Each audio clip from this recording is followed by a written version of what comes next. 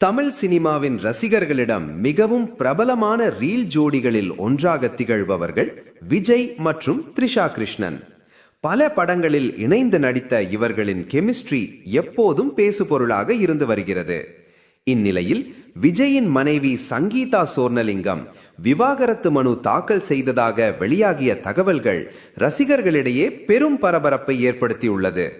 அந்த விவகாரம் அடங்குவதற்குள் விஜய் த்ரிஷா மீண்டும் இணைந்து நிகழ்ச்சிகளில் தோன்றியது புதிய சர்ச்சைக்கு வழிவகுத்துள்ளது. த்ரிஷா தனது ஆரம்ப காலத்தில் ஜோடி படத்தில் சிறிய கதாபாத்திரத்தில் நடித்த பின்னர் ஹீரோயினாக உயர்ந்தார். பின்னர் கில்லி படத்தில் விஜயுடன் இணைந்து நடித்தது அவர்களுக்கு பெரிய வரவேற்பை பெற்றுத்தந்தது.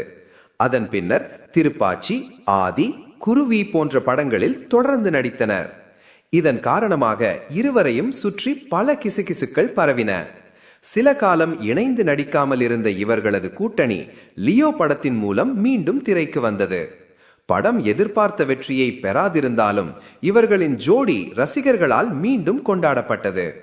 சமீபத்தில் விஜயின் பிறந்த நாளில் லிப்டில் எடுத்த புகைப்படத்தை பகிர்ந்து த்ரிஷா வாழ்த்து தெரிவித்தது சமூக வலைதளங்களில் பல்வேறு கருத்துக்களை கிளப்பியது. இதை அடுத்து இருவரும் ஒரே வீட்டில் தங்குகின்றனர் என்ற வதந்திகளும் பரவின.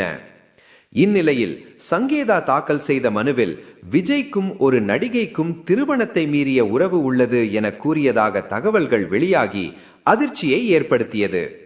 இதற்கு மேலும் தீனி சேர்க்கும் வகையில் இருவரும் ஒரே மாதிரி உடையில் ஒரு திருமண விழாவில் கலந்து கொண்டதும் பேசுபொருளானது.